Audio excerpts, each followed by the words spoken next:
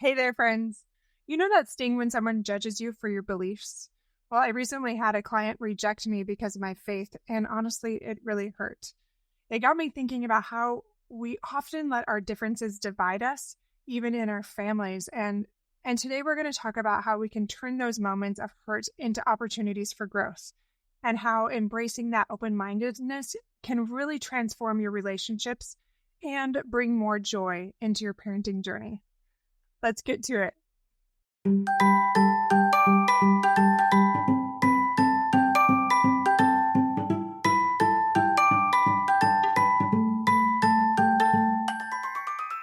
Hey parents, welcome to Fulfillment Therapy. Do you want to raise your kids better and have a stronger marriage? Are you up late at night researching marriage and parenting tools and self-care tips? Do you start each day hoping for deeper connections and less chaos, but it ends with family arguments and going 12 different directions again? My name's Kendra, wife, mom, therapist, and growth enthusiast. It wasn't until I discovered how to fulfill my unmet needs that I was finally able to show up as my best self as a spouse and parent. I realized that by meeting my needs, I could more fully meet the needs of my family with more energy and less resentment. In this podcast, I teach parents skills like boundary setting, prioritizing personal needs, communication, and claiming ownership. Just like my clients, you'll be shocked by the improvement in your marriage, parenting, and personal life when you focus on fulfilling your important unmet needs. Ready to prioritize yourself so you can quit mentally throat punching people? Then grab those earbuds and head outside, and let's rock and talk.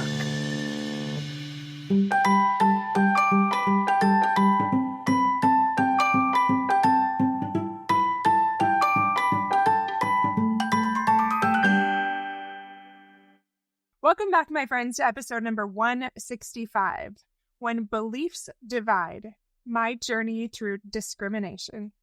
Even just saying that word discrimination, I feel vulnerable and like I'm pulling that buzzword to get sympathy. Like I don't even love that word. It feels like a victim word. And yet it is what happened this week, and I wanted to speak to it. So I'm going to share that story with you for our episode today, and hopefully you can learn how to take your life to the next level from this experience that I had. Today, we're going to explore how to better respond to differences and build higher, even holier relationships, even when we've been rejected or have rejected others. Before we hop into that, I just want to remind you that we have some amazing courses that have come together so beautifully this last little while. It's been something that's been in the works for quite a long time, but recently it's just come together in a beautiful way. And every time I think about clients taking this course and getting that extra accountability and taking their life to the next level, I am truly humbled thinking about how many ripples that could create if people do the work and they invest in themselves in such small ways with such exponential results. So if you're looking to take your life to the next level, please go to fulfillmenttherapy.org and sign up for our courses that will be released January 1st. So what's coming with those 3 courses? The ones that are going to be released first are Find Your Focus, which is the first step in helping you create an online business and a podcast. And then the second course is Ignite Your Life. It's a personal growth course if you want to take your life to the next level. And then the third one is Mend Your Marriage to improve your relationship and deepen that connection and that intimacy. All right, let's hop back into the episode. Let's talk about discrimination. Not exactly discrimination. Actually, let's just put that word to the side because, like I said, it feels uncomfortable and maybe I need to explore that. Well, I want to share a story. This week, I had a client reach out to me quite a few times. We had a back and forth correspondence going for probably a couple weeks, maybe even longer. Questions she had, checking out my stuff, just really wanting to make sure it was a good fit. And she actually wanted help for both her and her husband. So after all of her research, she came to me and she said in our first session, she said, I've checked out your podcast, I've checked out your website, all of the things and everything that you say I was really excited to find you and excited to find someone that would work for both me and my husband. Anyways, I had answered a lot of her questions, was kind of familiar with her at this point. But one of her questions was about faith. And I told her I just wanted to talk about that in person since it's such a charged conversation. And I know if people don't see you face to face, they can kind of shut down when it comes to faith. But it was something that was important to her. She brought it up again in our session. And what was a challenge is she did not tell me what her faith was and what she was looking for. Now, I have a lot of clients that come to me and do that, and that's completely fine to me. Like, I'm okay with people seeking to find therapists that align with their values because they feel safer and they can build that therapeutic relationship faster. But in this case, she wasn't telling me what her faith was. She did tell me, but she led with wanting to know what mine was. And the way that she was asking the questions and how she went about it, it's, how do I say, it caused my spidey sense to tingle. And I actually had a conversation with my husband like a week before. And I said, when people phrase things like that, it's usually because they have some stereotypes or they have some with certain faiths or people or whatever that is. Anyway, I wasn't sure. I just kept moving forward. And she told me her faith. And then I proceeded to tell her mine. Her countenance completely changed. She just totally shut down. And I just said, you know what? I understand if you need some time to think about it. If you're looking for somebody that is your own faith or whatever it is, I was trying to give her the benefit of the doubt. And I just said, whatever you'd like to do, I can put aside my ego and whatever is best for you and your husband. Well, typically that's enough as people see that you're open-minded and you're willing to do whatever they need in session. And in this case, she just said, yeah, I don't know that I can do this. And we ended session early, right then, actually. And she has not reached out to me since. Now, the way that it was worded and the way that it was handled, I could be wrong here because I cannot read her mind. But the information that I have to go on is that she was not rejecting me because I wasn't her faith. She was rejecting me because I had my faith, which she did not believe in or agree with.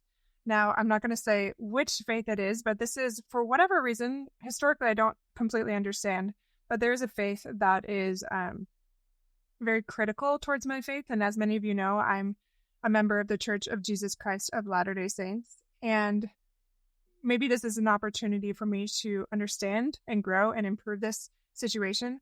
But afterwards, I found myself being frustrated and honestly hurt. Like, I kept thinking, like, how could I have responded to that to like help her understand that that was not okay? And those kinds of things that I could tell that in that moment, actually, maybe my ego was more affected than I realized. And I really do pride myself on trying to be open-minded, understanding different perspectives, all of those things. But when you feel rejected, it stings. And in that moment, I remembered the quote that I love that I've shared several times. When you get reactive, get curious. You have a wound that is waiting to be healed. And that's by Mark Groves. And I think about that a lot. Like, in this moment, I know that my husband probably would have been like intrigued by it and would have jumped into a conversation and challenged them, where I somewhat just shut down. I don't think the client could see that, but in that moment I was like, if I'm going to be discriminated against, this is not a client that I want to work with. Whereas he would never have thought that at all. Like, he loves those kinds of situations where I'm like, you can't change somebody's opinion if they're already shut down. And it wasn't the time. I could tell from her countenance or her vibe that she wasn't in a place to hear very much in that moment. And since it was a first session, there wasn't an opportunity to open hearts or minds because we didn't have that therapeutic relationship yet. Okay, now how is this all being tied into this episode today? Well, I will tell you. Have you ever heard of confirmation bias? This is when we seek information that aligns with our beliefs and we ignore challenging perspectives. So there was some sort of confirmation bias, and I'll explain that more in a little bit. But this limits our understanding and our growth, and it creates almost like this echo chamber where diverse ideas are excluded. Now, when I was watching her, I actually did really feel for her because I could see how intensely she was feeling about another belief system and how she was very closed off to it. And I remember when I started my graduate program, I felt that way about many of my cohort members. And it was a very uncomfortable environment. And often I was ostracized or not treated very kindly. That being said, there are many times that I was treated very well. And I think we all grew in our patience and understanding of different perspectives, but it was uncomfortable. I'm not going to lie to you. I felt like constant disapproval and animosity for my beliefs throughout my program, even if it was like very subtle, which it often was.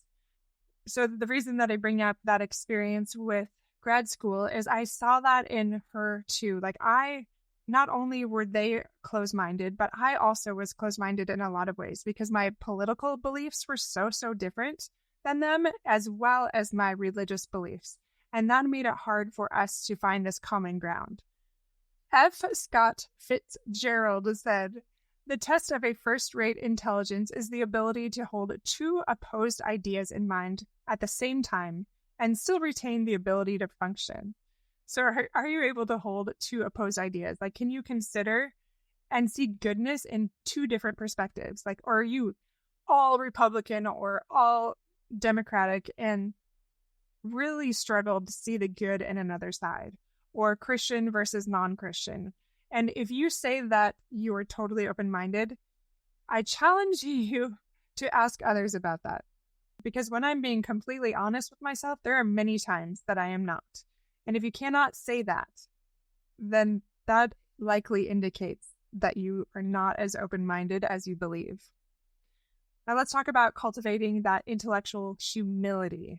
I've never really thought about that phrase, intellectual humility, but I love that.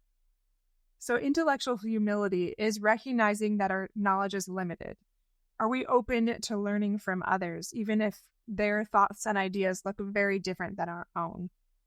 So when we're able to have that intellectual humility, we have that curiosity and that respect, and that allows for those richer conversations and those deeper connections.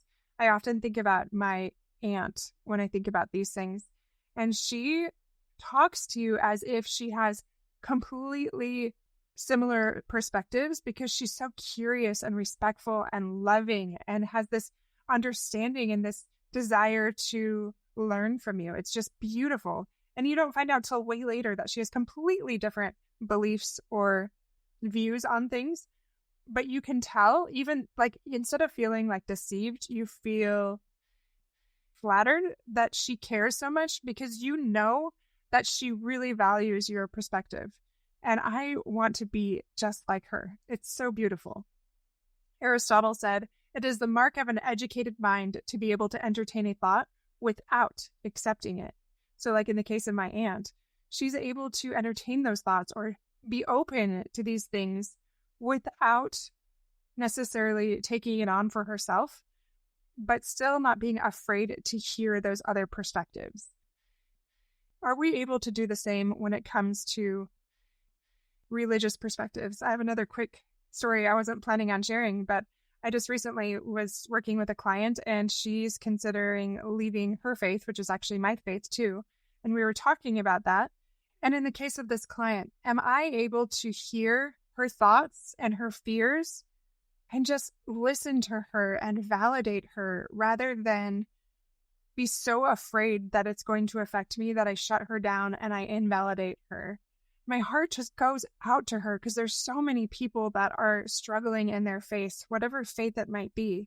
And what they really need from people is just their understanding and their compassion, even in those moments where they're almost like this teenager, where they're rebellious and angry and hurt and resentful.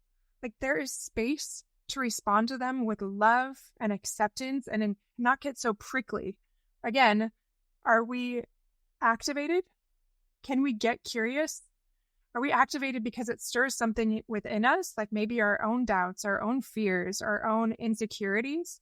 Or can we just allow there to be that space for acceptance and love and patience. Now, in that situation, that's a little bit different than my other story of that client that rejected me because of my faith, not because I was not of hers, but because I was something that she did not approve of, that she did not want.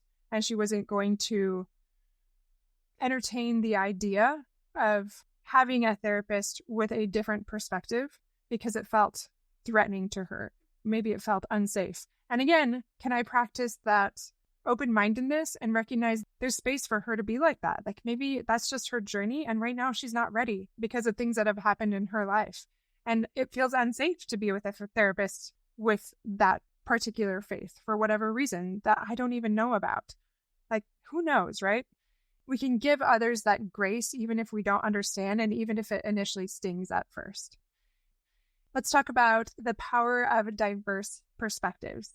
When we entertain different viewpoints and discuss them or learn about them, it really does enrich our understanding and fosters empathy.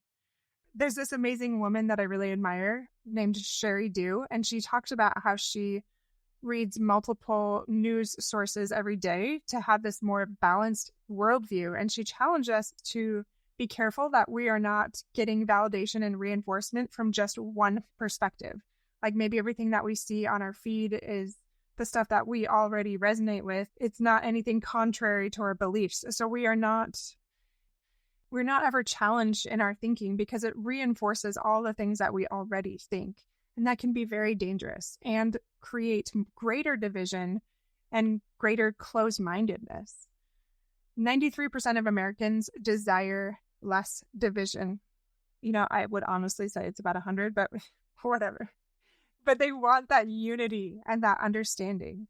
So when we shift our focus from differences to instead shared values, that really can foster that connection and that harmony that we are seeking. There's this quote, I'm going to probably butcher it, but I love this movie, Contact. It's older now, but she said, this guy was saying, oh, that's not how the world is. And she responded, funny, I thought the world is what we make it. So if you don't want a divided world, then maybe make it what you want it. How do you respond to different perspectives politically or religiously? How inclusive are you? How much do you get out there to surround yourself with different perspectives? I know I don't nearly enough. And I want to change that, especially when I think about that situation with this client that essentially fired me because of my beliefs.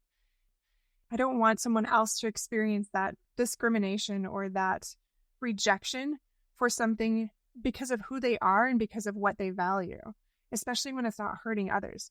Which is why I think that's so interesting, because in this situation, we're both Christians. We both have the same core values and believe in Jesus Christ. And he is the great unifier. And he calls his followers friends. And when I think about that, there's actually recently we had a conference in our church, and it's every 6 months, a general conference. And one of the speakers, David L. Buckner, he talked about how the Savior's group of apostles was very diverse, so different. And he got so much backlash from everyone, but especially his followers. Like, why them? Why them? Like, no, it's only supposed to be these types of people that look this way, that are similar in ways that make us comfortable.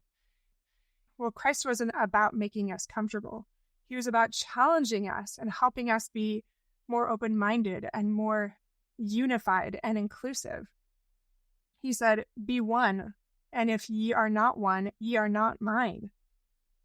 That's so beautiful. And again, I think about this client. I hope I'm not harping on her too much. It's just the concepts that I want to share about.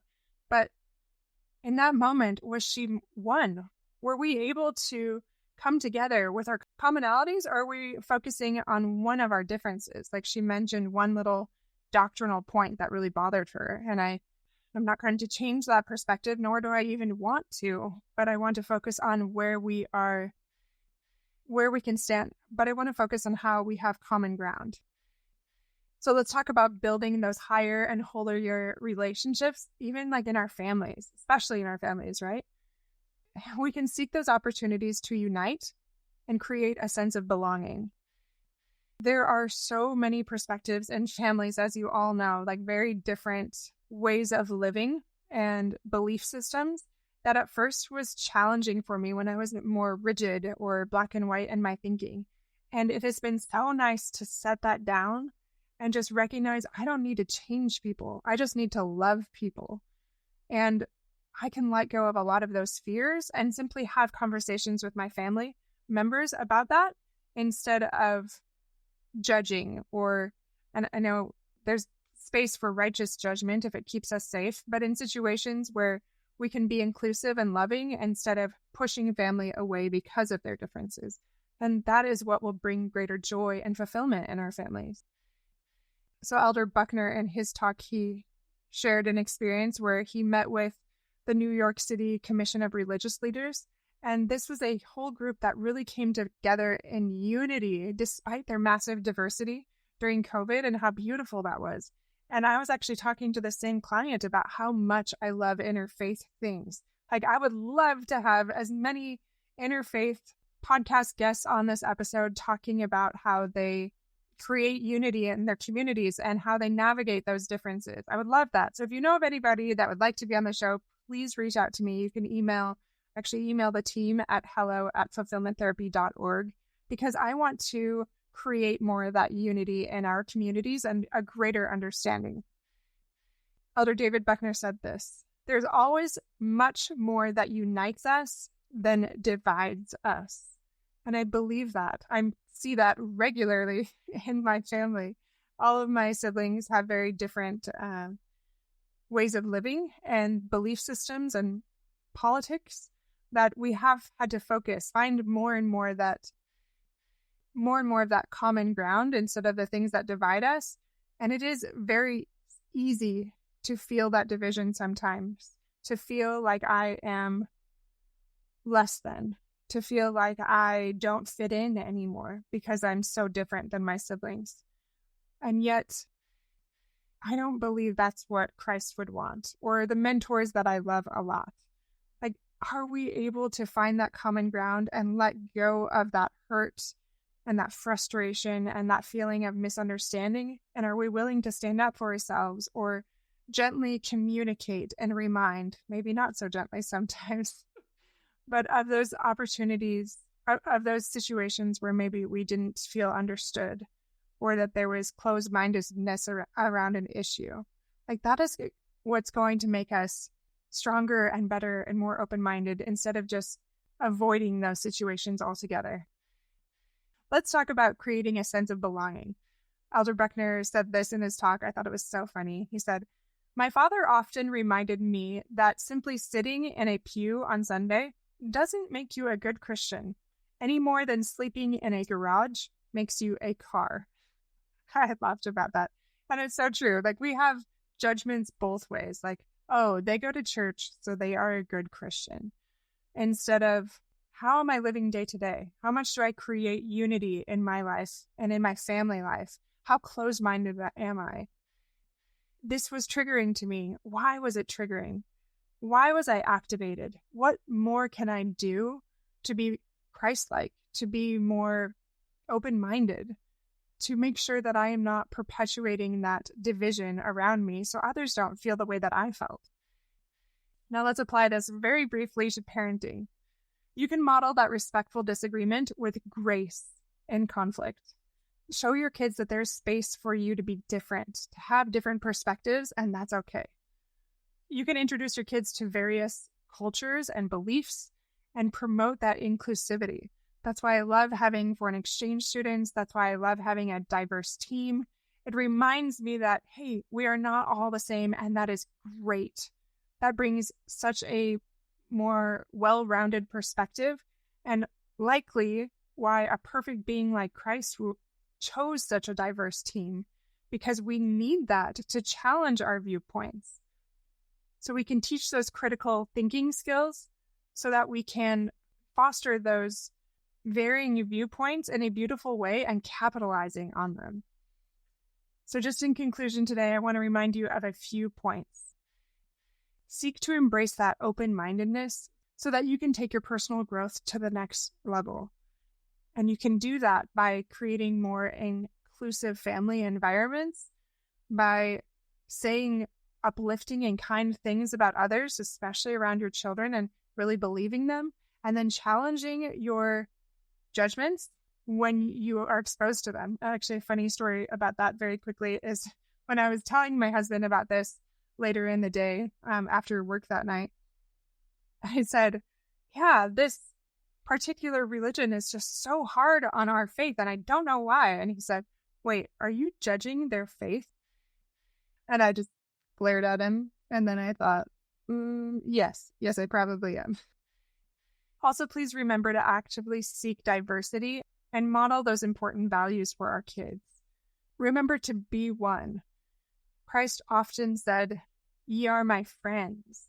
Like, he loved everyone, regardless if they were the wrong gender according to the culture, or they were on the wrong career path, or they had a history that he didn't agree with. Like, he let go of all of that, and he included people. So again, when you get reactive, get curious. Is there something more you can do to create unity and let go of that judgment?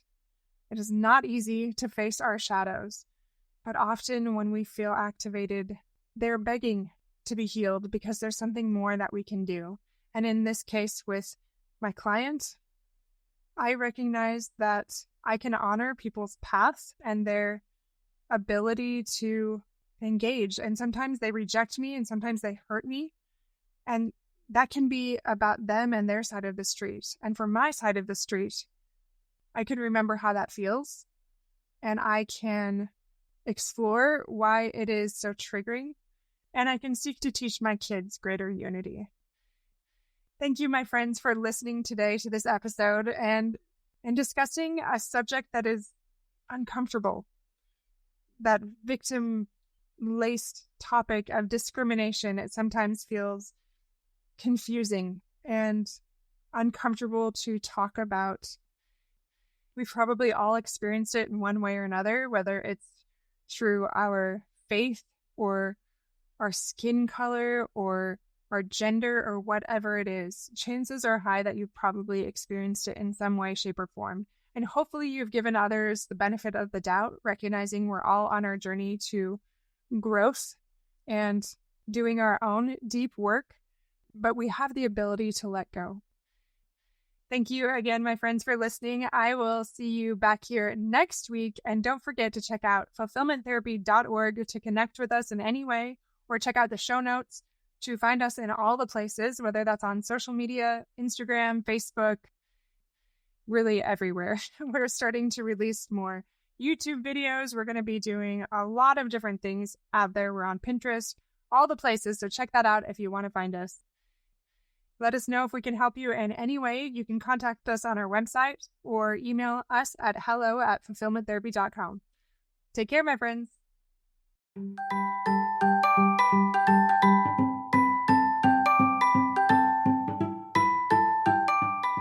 Hey friends, I hope you enjoyed today's episode. If you did, chances are someone else would too. Would you take 30 seconds to share this with a friend who's looking for greater family fulfillment? And while you're sharing, tell me what you think about the show by leaving a review on Apple Podcasts. It refuels me when I hear this podcast is helping you, no matter what your house or your hair looks like. I'll meet you back here every Monday and Thursday morning for more episodes. Until then.